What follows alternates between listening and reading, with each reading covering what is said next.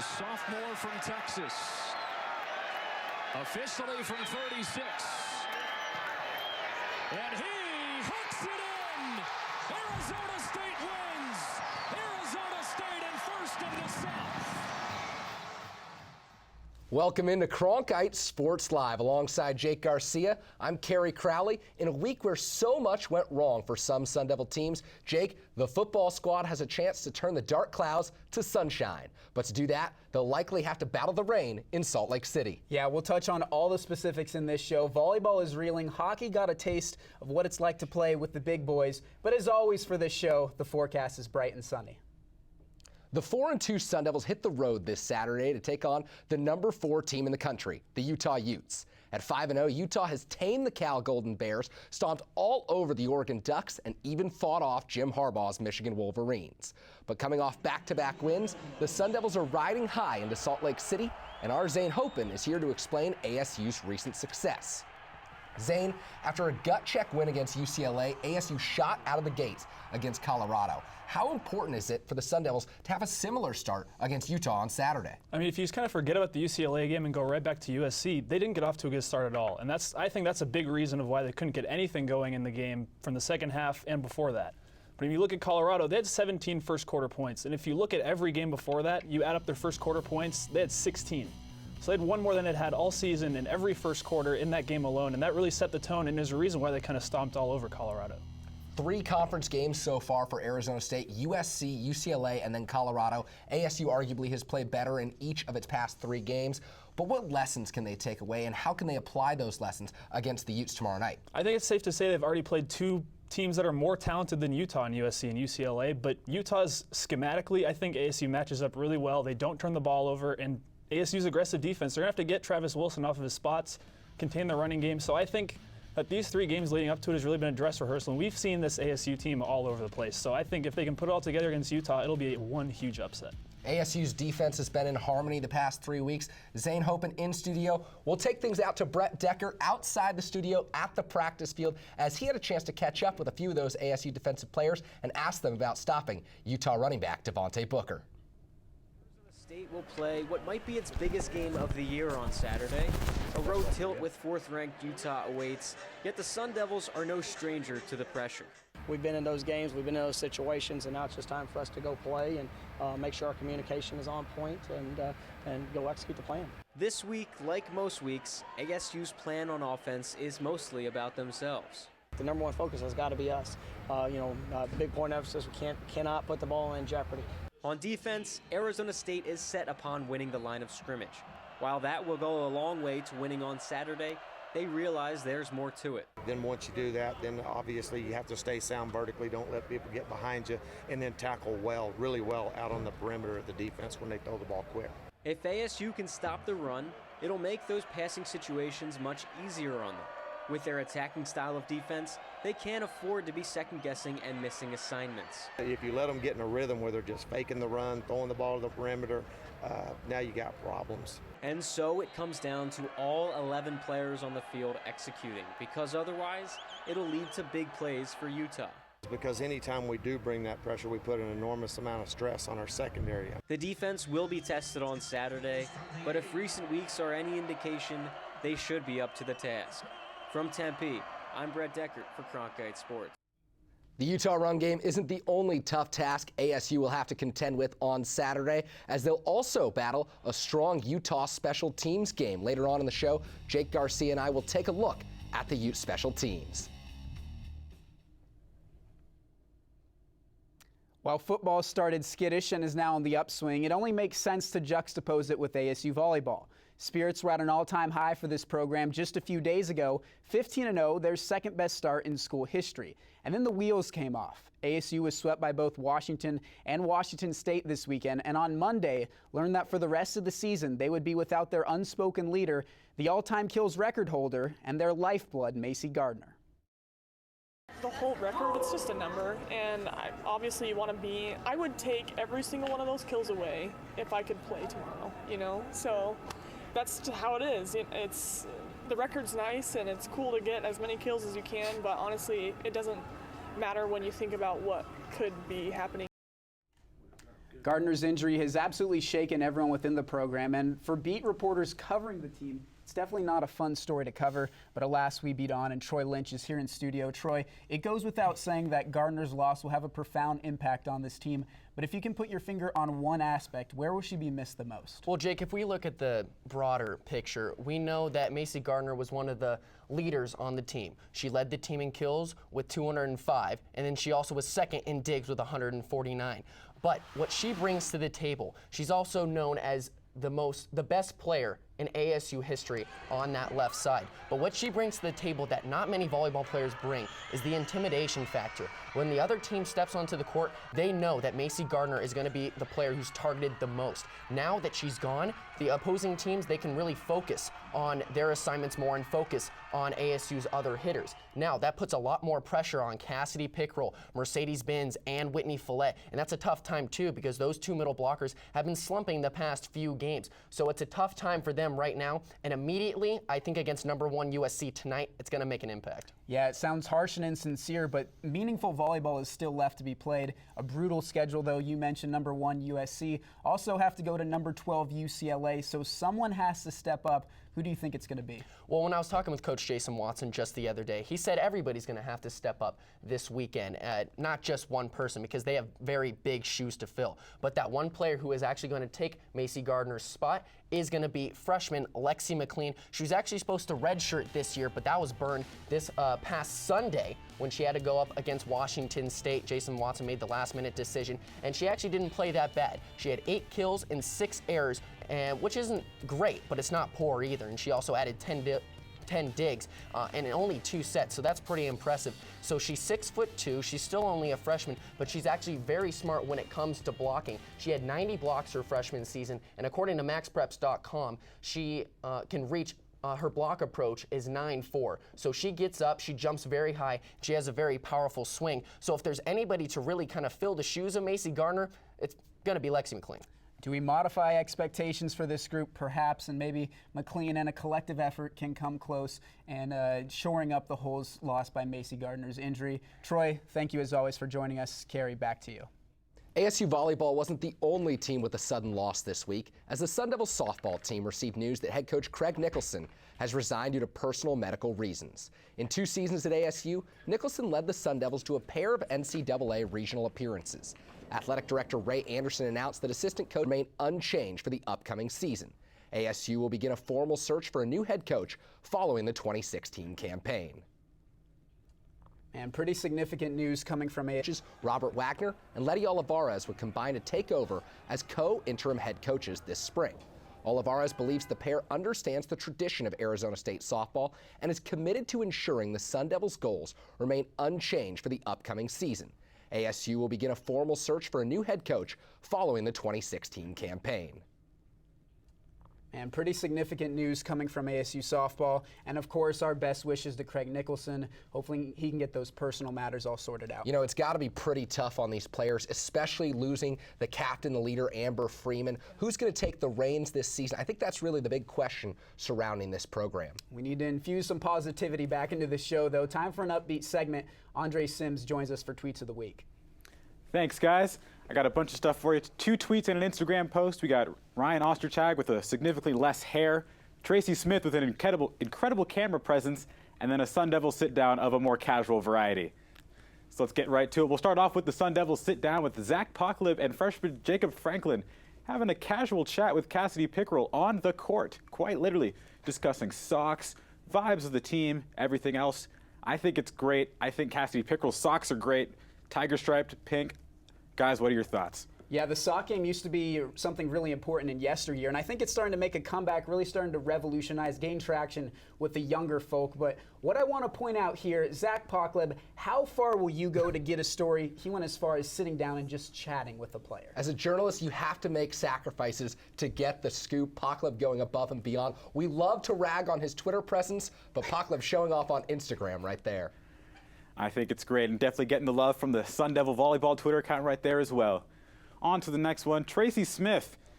Seen on camera, we've got a small arrow there. You see he's holding up the pitchfork on national television at the Cubs game. I think it's great. Shouting out Kyle Schwarber, the Indiana player, but always showing love to the Devils. Guys, what do you think? Yeah, for those of you who may not know, Coach Tracy Smith came to ASU by way of Bloomington, Indiana. Schwarber still keeps in contact with his old head coach, and you can see Tracy Smith showing the love, throwing the fork when Schwarber's at the plate. Tracy Smith has been very active on Twitter during the MLB playoffs, and on one instance he called out a lady who looked like she was on her iPad the entire time. So it's great to see that not only does he talk the talk, but he walks the walk too, backs it up, throwing up the Go Devils sign. It's a transcendental image. And that lady was sitting behind home plate, too. That was a little bit disappointing to see. But last but not least, Ryan Ostertag had quite a haircut. I mean, you look at Kelly Olynyk in the NBA, Zach Greinke, Jacob deGrom. It's the year of hair right now across all major sports, and Ryan Ostertag has significantly less of it now.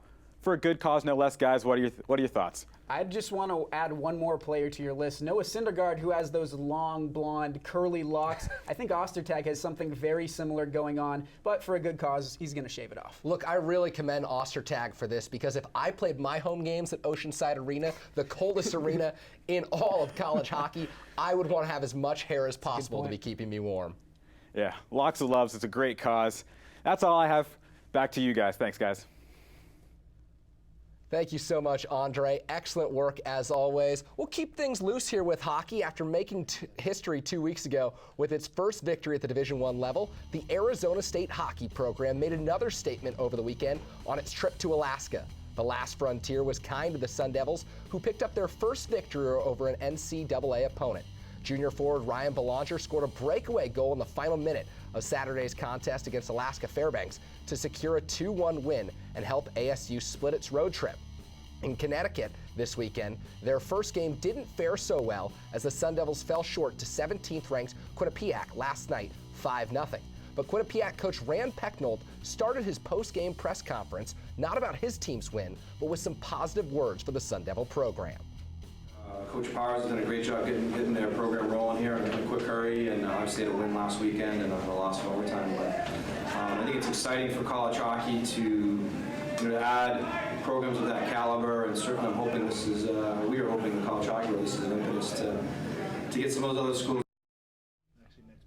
Almost halfway through the first period out in Storrs, Connecticut, the Sun Devils already trailing 1-0, but we know the Sun Devil faithful traveled well to watch their hockey team. That's very true. Sun Devil hockey currently in the midst of 3 games in 3 days against Connecticut schools. They're looking to make an impact in the NCAA hockey realm. Who else is trying to make an impact? Well, we'll let Ryan Curry do the talking on their behalf. Thanks, guys. This week we'll take a look at USC on the road against Notre Dame. Despite blowing out the Sun Devils back in September, the past 2 weeks for the USC Trojans have been a nightmare. In their home loss to Washington, quarterback KODY Kessler completed only 16 of his passes for 156 yards, and he threw 2 picks. But the story following that game was the parting of ways with head coach Steve Sarkisian.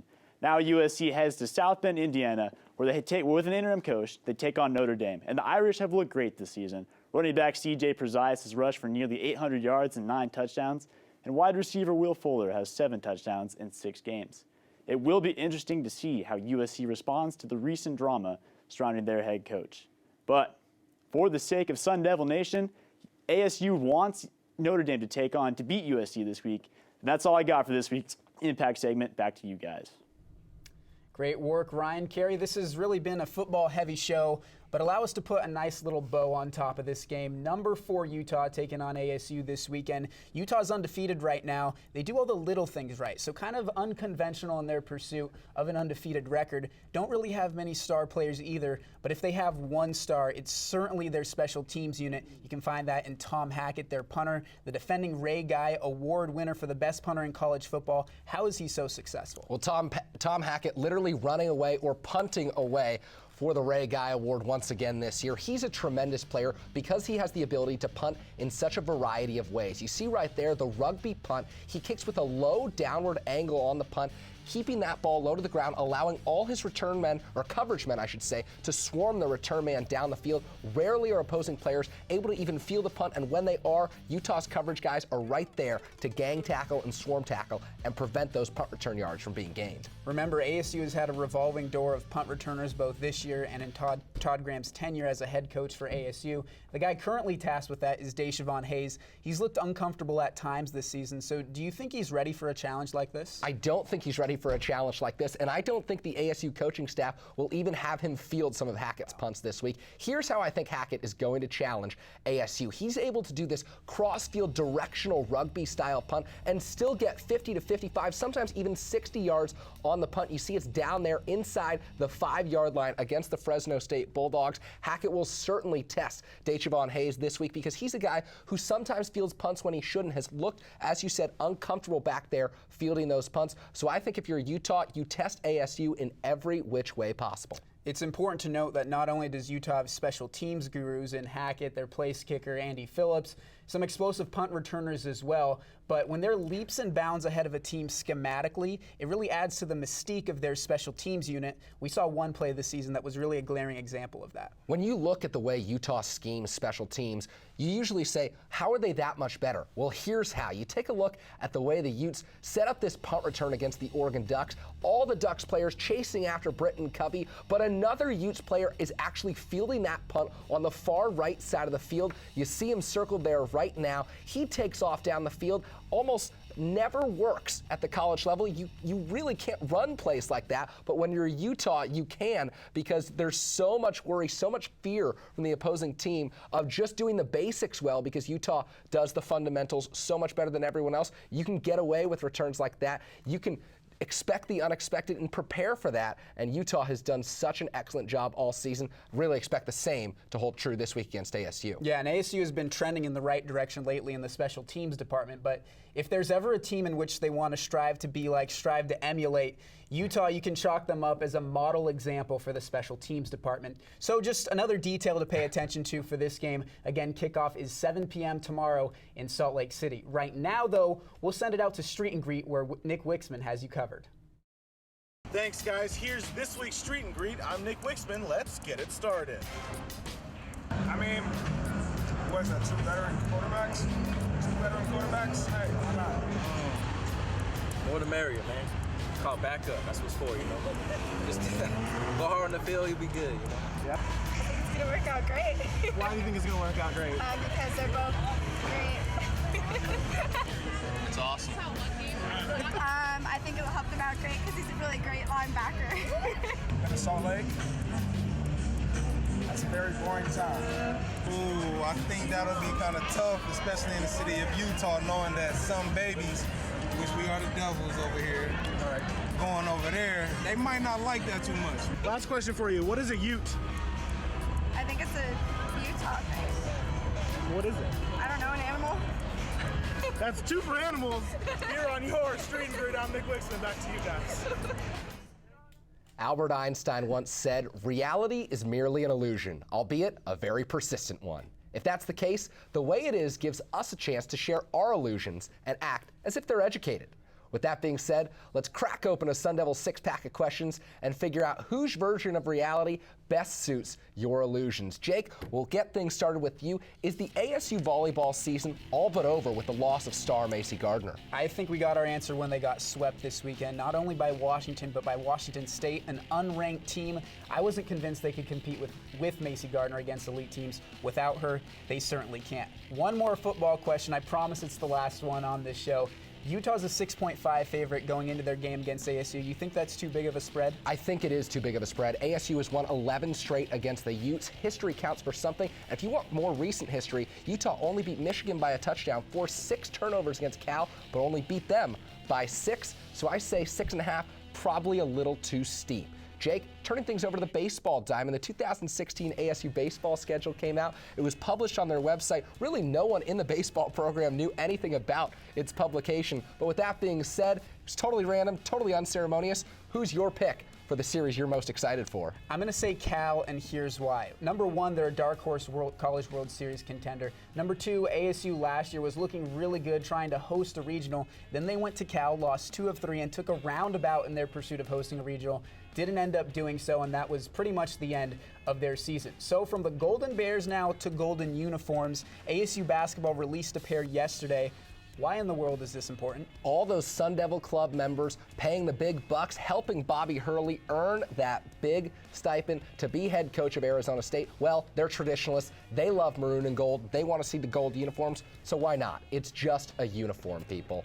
Jake, we'll make this a themed question from here on out the rest of the semester. What's your feel-good Sun Devil story of the week? I'm going to go Monica Vaughn of ASU Golf. She grew up in Reedsport, Oregon, a town of less than 5,000 people, not even an 18-hole course, no tour professional, just herself and her dad. Comes to ASU on a D1 scholarship, 2 top 10 finishes in her first 2 events this year. Kerry, last question for you, and not a positive note here. Craig Nicholson, he stepped down as Sun Devil softball coach. Do you like the move in waiting until after the 2016 season to name a new coach? I do, and here's why. ASU is one of the marquee programs in this country. It deserves a marquee coach. At this point, you're probably not going to find that big name, so why not use 2016 as a showcase season for this ASU program, allow opposing coaches to see the talent that lies within, and try and coerce someone into coming to Tempe to coach this brilliantly talented squad. Jake, that does it for The Way It Is. Let's find out who the victor is. Who will represent us? There it is. Let's go. After extensive flooding forced last weekend's LSU-South Carolina game to be moved from Columbia to Baton Rouge, Heisman Trophy candidate Leonard Fournette felt compelled to act. The Tigers' sophomore running back enjoyed another magnificent performance after the game, and he wanted to lend a hand to the flood victims back in South Carolina. Fournette had hoped to auction off his jersey to benefit the victims, but said the NCAA wouldn't allow him to do so. Moments later, the NCAA tweeted out it would make an exception for Fournette and the deserving cause. In doing so, the NCAA did something it has rarely done before. It acknowledged Fournette's jersey held monetary value for an individual athlete. Now imagine a world where student athletes, and not just Fournette, were able to capitalize on their financial worth. Maybe, just maybe, we'd hear more stories like this of athletes giving back and less about an organization that governs strictly to keep student athletes away from the revenue they've directly helped create. And that's the way it is. If you don't social justice monologue for this show, I think it's safe to say you didn't even monologue in the first place. Well done, Kerry, and I completely agree. Wish I had time to tell you why, but I doubt, since I didn't win, anyone really cares. What I have to say, though, is now we'll send it out to Bailey O'Carroll, who has the weekend forecast. Thanks, guys. This weekend is full of road games for the Sun Devils. In fact, it's already underway. Hockey is currently playing University of Connecticut, and later on tonight in Los Angeles, the volleyball team will face off against USC on the Pac-12 network. And then on Saturday, hockey will stay in Connecticut to take on Sacred Heart at 5:30, and football will square off against Utah in Salt Lake City at 7. You can catch that one on ESPN. Finally, Sunday, softball has a scrimmage against Cal State Fullerton at noon, and volleyball wraps up its Southern California road trip against UCLA at 1:30 on the Pac-12 network. That's it for this weekend's forecast. Back to you guys. Thanks, Bailey. Now that we know what lies ahead, let's turn around and take a look back at the week that was in the form of top plays. We'll kick things off play number 3 at Sun Devil Stadium. Mike Bercovici on 4th and 2, rolling left, pass deflected. Tim White somehow comes up with it, evades a defender, and races White Lightning all the way to the end zone. That's a 45-yard touchdown. White scampers on in. Descending order for top plays, but that doesn't mean we go in chronological order of the clips we use. Same exact game about an hour earlier. Looks like KODY Cole has been doing some clean living. Scampers 28 yards, and that was actually scored 28 yards on 0 carries. So as I'm sitting here trying to calculate yards per carry, 28 over 0, that's undefined, or as I like to call it, a match made in rational calculus. On that play, Demario Richard looked like he was on skates. On this play, ASU junior forward Ryan Belanger is. Watch as he goes left to right past the keeper with just 30 seconds left in the game, giving ASU a 2-1 victory over Alaska Fairbanks, the first victory for ASU hockey at the Division I level over an NCAA opponent. Jake, that does it here from us at Cronkite Sports Live. But before we go, any prediction for tomorrow's football game? Journalistic ethics always have me paranoid about picking ASU to win a game in which they're underdogs, so I'm going to be safe and go Utah wins 27-23. I'm no homer, but I'll take the Devils in an upset this week, 23-20. That's it. That's all from our downtown Phoenix studios. Anchors out.